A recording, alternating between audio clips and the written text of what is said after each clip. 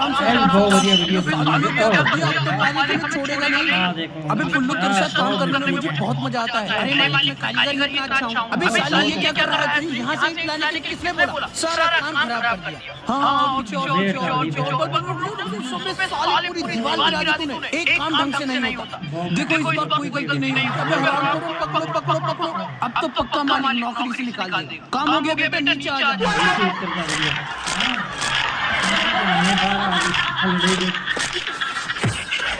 अरे हरामखोर मेरी उंगलियों में तो भरता बन गया। चलो ना पापा, तुम तो फालतू में टेंशन ले रहे हो।